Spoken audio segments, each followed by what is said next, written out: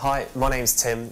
I work on the graduate team at Fresh Minds. I look after graduate schemes for a number of different companies. I guess case studies tend to strike fear in most candidates.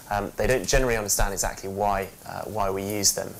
And the aim is it's not about terrorising candidates, it's about replicating situations that you would genuinely find within a consulting environment. The two types of case study that you'd normally come across are a problem-solving case study or a market-sizing case.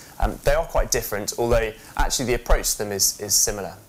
Generally, a problem-solving case study would involve working through a particular issue that a business is facing, whereas a market-sizing exercise is a bit broader, I suppose, a bit more estimation-focused, thinking about putting a number to a concept that you don't really understand. Generally, problem-solving case studies are more common with strategy consulting firms, but also with operational consultancies as well. The way that they tend to work is that the interviewer might present you as the candidate with a business problem. So, my firm's been losing money for 18 months. How do I fix it? What do I need to change?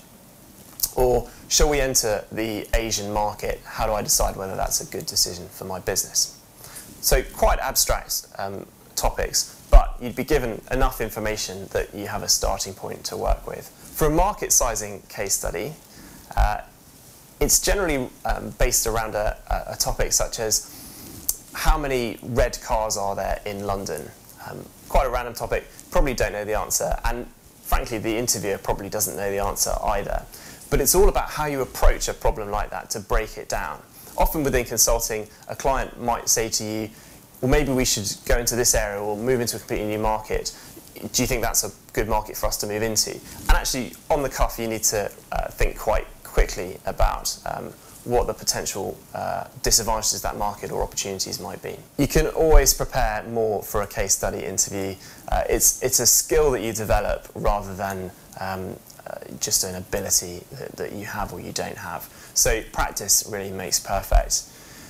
My suggestion would be that it's helpful to think through, for a strategy case, useful to think through the sort of levers that you can pull, as it were, within a business to change the way that an organisation is functioning. For a market sizing exercise, I think that it's all about just practicing, getting used to dealing with numbers, being comfortable with the mental arithmetic, and also staying calm under pressure, so that when you're faced with a situation where you have no idea what the answer is, you feel comfortable to break it down into a logical solution and come up with a credible answer that ultimately seems reasonable, even if it is a bit off the wall.